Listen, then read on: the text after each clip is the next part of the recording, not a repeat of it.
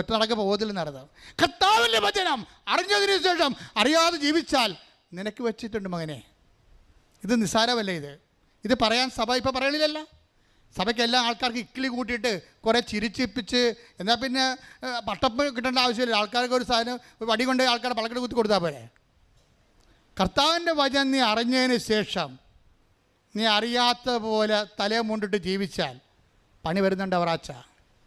ഒരു മാർഗ്ഗമില്ല എൻ്റെ അകത്ത്.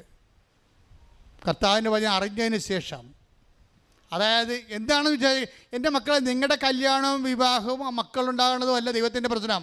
ദൈവത്തിൻ്റെ പ്രശ്നം യേശുക്രിസ്തുവിൻ്റെ ചോരയാണ്. അത് ഈ ഭൂമി വീണിരിക്കുകയാണ്. അത് വെറുതെ ആയിപ്പോയാൽ, അവൻ്റെ വചനം കേട്ടിട്ട് അവൻ്റെ ചോരയെ നീ വ്യർത്ഥമാക്കിയാൽ പിന്നെ ദൈവത്തിന് മുമ്പിൽ നിനക്കെന്നാ വില ഉള്ളത്? അത് ഉണങ്ങിയ കമ്പ് പോലെ കരിഞ്ഞു പോകും. അതിനെ കത്തിച്ച് ചാമ്പലാക്കി കളയാവുന്നതാണ്. ചാപ്റ്റർ ക്ലോസ് ചെയ്യുന്നതാണ് പറഞ്ഞിരിക്കുന്നത്.